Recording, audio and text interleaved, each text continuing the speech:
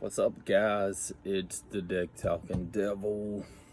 Wanted to do a video talking about the first people in America. It seems that this is a highly controversial topic, especially with the emergence of guys like Dr. Claude Anderson, Dane Calloway, most recently, I believe, Taj Tariq Bey, and the Moors, current day Moors, and even the Hebrew Israelites. So each group or each person tends to have a different theory of who were the first people in America. And I just want to kind of dive into this subject and discuss a few things with you.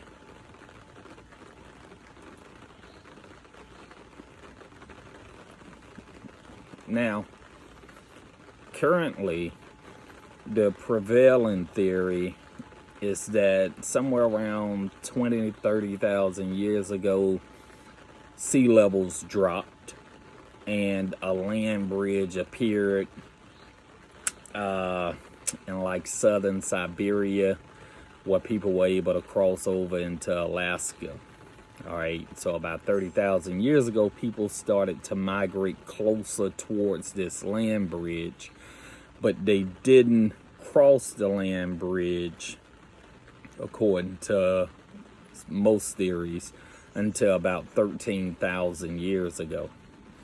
13,000 years ago, we had an emergence of a people in America who were referred to as the Clovis people. Clovis, C-L-O-V-I-S, I believe, Clovis people. And the Clovis people were known and given that name because of these distinct arrowheads that were found in a place called Clovis. I forget if it was in Oklahoma or somewhere, but because of this dig, and they found these arrowheads and stuff, and so they called the people the Clovis people.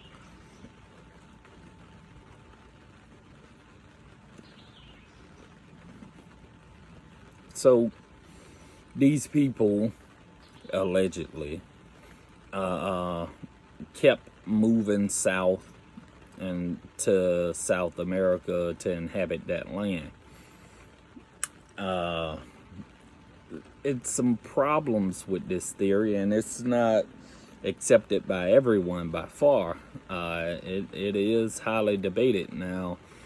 For a while, it was kind of uncontested. Nobody really refuted the Bering Strait theory, and now you get people like Vine Deloria Jr. in his books, what is it? Red Earth, White Lies. And then it got another book called God is Red. And you start to see this Bering Strait theory subjected to an assault, subjected to intellectual scrutiny, like all theory should be. No theory should stand uncontested.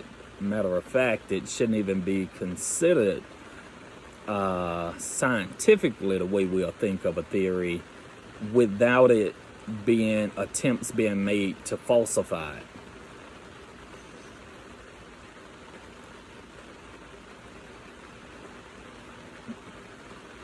So the Clovis people were said to be here about 13,000 years ago. There was a find down in South America in a cave, or underwater cave. Now the cave, about 10,005 years ago, the cave flooded, but it was all of these channels underground, almost like tunnels or caves underground now. They're flooded, and there was a body found of a 15-year-old girl who has been called Naya. And this name is kind of like referring to like a water nymph, because her body had been there for about 10,500 years. And the body was retrieved. Of course, they had to dive because it's submerged in water now, and recover her remains. And they did all kinds of tests and everything on the teeth and on the skull and everything. And they dated it to about 13,000 years old. All right. And through DNA, they were able to trace her to the Clovis people.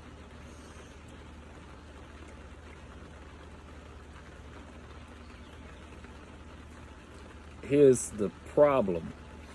In South America, there have been other sites where human footprints and things have been found dating back to over 15,000 years ago. So we have sites that are older than the theory of the Bering Strait would suggest that people were even in the Americas. So how can we have sites already here that's older than the time when it's stated that people, or postulated that people, crossed the Bering Land Bridge? So this starts to show that it's some holes in the Bering Land Bridge theory. Now, you'll talk to Moors, and Moors would say that they were here, over 50,000 years ago. And you hear stories about George Washington cutting down a cherry tree and all of this stuff. If you watch some of Taj Tariq Bey videos, he presents some evidence for his case that the Moors were in this land over 50,000 years ago. You'll hear people talk about Olmec civilization. Dr. Claude Anderson would talk about the Folsom people, and he talked about the Folsom people being here over 13,000 years ago. With the Folsom people, and the Folsom people again used a different arrowhead than the Clovis people. I want to say the Folsom's people arrowheads were smaller than the Clovis people arrowheads. But we start to see now this group of people called the Folsom people being here along with the Clovis people. Then you get the emergence of the Olmecs and the Aztecs, the Mayans, and all of this. And there's a lot of controversial theories. Native Americans still say that they were here far longer than the Bering Strait theory would allow for. And when we look, if you read this book, a book that I'm still studying now, I'm reading it again for the second time, The Origins of the American Indians by Lee Huddleston. In this book, Lee is going through showing that early and prevailing theories dealing with the people of America only operated in context that the Bible's account was true. And everyone who was writing back in the late 1500s to early 1600s were kind of boxed in to make sure that they only considered or accepted theories that were in line with the biblical account. So if a theory or any evidence was presented that contradicted the Bible, in their minds, it could not possibly be true or valid because the Bible was the authority. And so they really didn't even entertain any theories that contradicted the biblical account. So in the 1500s, 1600s, they were under the impression and of the belief that everybody came from Adam and Eve, and after the flood, everybody had to have descended from the 8 people who emerged from the ark after the flood. And it was those 8 people who populated the entire earth after the deluge.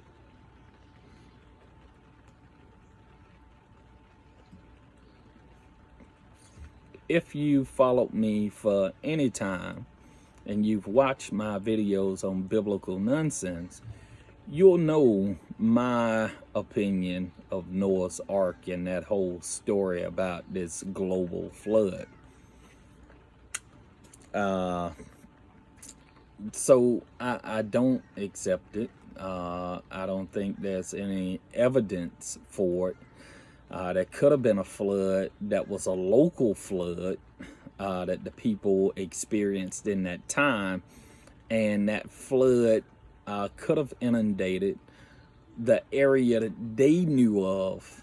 And if the area that they knew of was completely submerged by water, then in their minds the world had flooded. But we know that there were dynasties in China at the time, there were dynasties in Africa at the time, in Arabia at the time, that still show active kings and dynasties existing and operating with an unbroken lineage, that if the flood story was true, could not have been possible.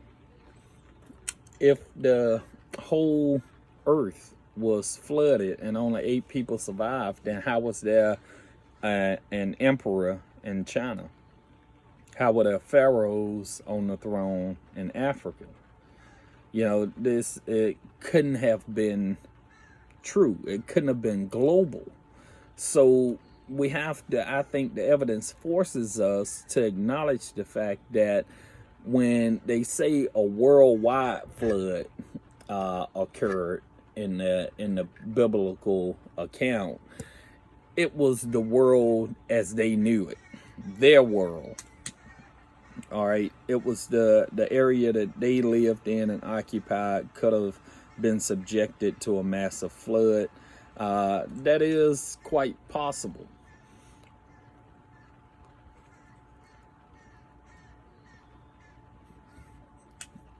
But there was no global flood from which only 8 people survived, and those people and animals repopulated the whole world.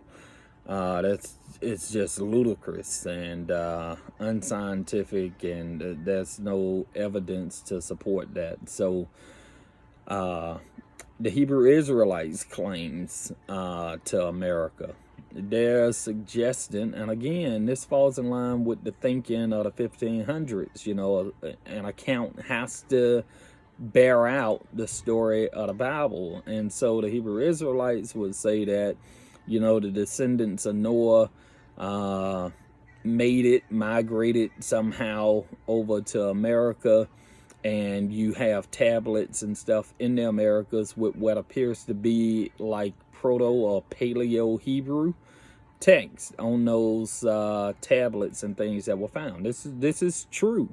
There are texts that were found in the Americas with what appears to be Hebrew language on it. And so they would say that they were the ones here. And so the Indians, if we want to call them that, would have been of Hebrew descent and one of the lost tribes of Israel. This is their account. Now, I don't dismiss out of hand every theory because it holds to the biblical account. But there should be a lot of evidence to support this. And the Bible cannot be your only source to validate the story. And that's what we have with this account. Now, Africans, because we have to deal with the out of Africa theory as well, Africans would have first migrated at least the consensus is about 2 million years ago, where you get Homo erectus leaving Africa. Some texts would call it Homo erectus, I think, but it's Homo erectus. And they left Africa about 1.9 million years ago and went into Asia. And of course, you have those people coming back into Africa after they've gone through certain genetic changes and things, coming back into Africa and then leaving back out. The out of Africa theory would say that Homo sapien would have left Africa about 130 to 115,000 years ago, which is modern humans would have left Africa about 130,000 years ago and populated the known world. So we're forced to, in my opinion, anybody on any landmass would then have to be of African descent. Now, these groups of people that migrated out went through phenotypical changes. Their phenotypes changed because of the different climatic areas that they were exposed to. You know, the melanin and the pigment and everything had to change and be reduced in order for the synthesis of vitamin D in the body to prevent rickets and things of that nature. So they had to go through these changes, and so white skin, straight hair, thinner noses, things of this nature were all a result of climatic changes. But these people originated in Africa, migrated out, went through these changes, and then those people spread out and went to other places. But the origin still was Africa. You can't get around that fact.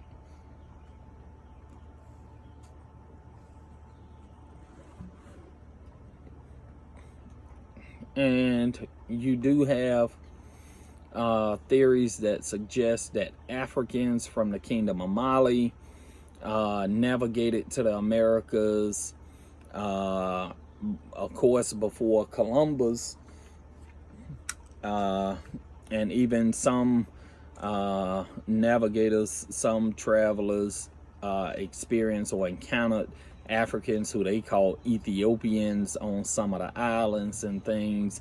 And they would postulate, well, these people, the only way they could have been here is that they had a shipwreck and they got stranded here. So they're not indigenous to this land, but they came here and experienced some kind of catastrophe and got stuck here, and that explains why they're here. Some people would say that Africans, if you look at Ivan Van Sertima, they came before Columbus, really dealing with the Olmecs and things. But he also talked about how there was trade and things happening when you look at different forms of tobacco and different forms of wheat and bananas and things like this.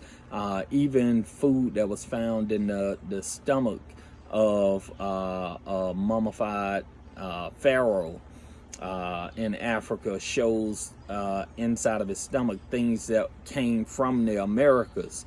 And so there had to have been trade between these different civilizations for thousands of years. And you know, so there's a lot of different theories on who were the first people to populate the Americas.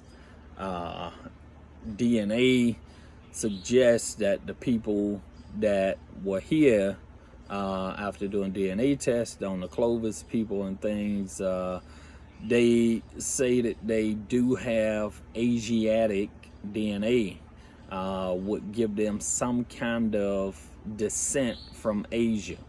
What we have to look at is how the term Asia was used back in that time. All right, Asiatic could have been referring to Africa.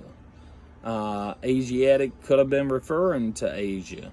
But that land at that time was being called Asia. Okay, it wasn't just specifically referring to the land that we call Asia today, but it covered a much larger geographical location and could have included people in India and people in Africa as well. So you have to look at what did that term mean at the time it was being used. I know today when they saying Asian DNA, they're referring to Asia as we know it today, but those people were not just relegated to what we know as Asia today. So it's a lot of different theories, and I'm not convinced. I haven't decided which one I believe. I know there are some that I don't accept at all, but it's interesting and it's worth researching. I think the experience and the narrative of Native Americans should be taken into account. But we're talking about Native Americans, not $5 Indians either, because there are people who, for political reasons, have come to usurp the identity of Native Americans, and they are not Native American. They don't have Native American blood. They not descended from those people. They've lived among people and have acclimated their cultures. These again are what we call culture vultures. They prey on cultures of other people, and they do it for political gain and benefits. So we have to watch these people that's parading around today calling themselves Native Americans, because a large majority of them are not Native American. So even that can become misleading when you have someone trying to present the peopling of America from a Native American perspective, and they themselves are not even Native American. They were gifted that title and that identifier for political reasons to gain access to lands and other resources. So what do you think? Who do you think were the first people to people America? Let me know in the comments below. What books do you recommend we read? I've given some. Ivan Van Sertima, Dr. Ivan Van Sertima, They Came Before Columbus. This book by Lee Huddleston, The Origins of the American Indians. Vaughn Deloria Jr., his books Red Earth, White Lies and God is Red. African Times by Dr. Takar Kilimanjaro is another book that goes into people leaving out of Africa and different migratory paths and evolution and genetics and things of that nature that would definitely influence any decision made. That information.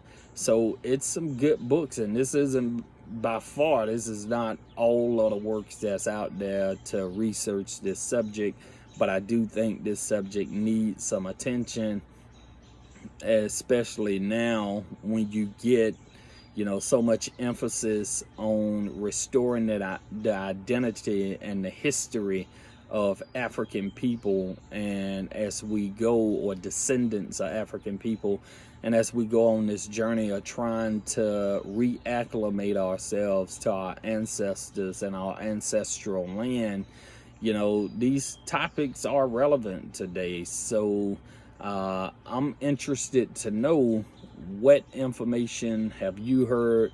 What theory are you persuaded by? And what resources do you recommend for us to further research this subject and reach an educated decision on who populated America first? Make sure you share this video, like it, subscribe, turn on the notifications so the next time there's a new video, you'll be the first to know.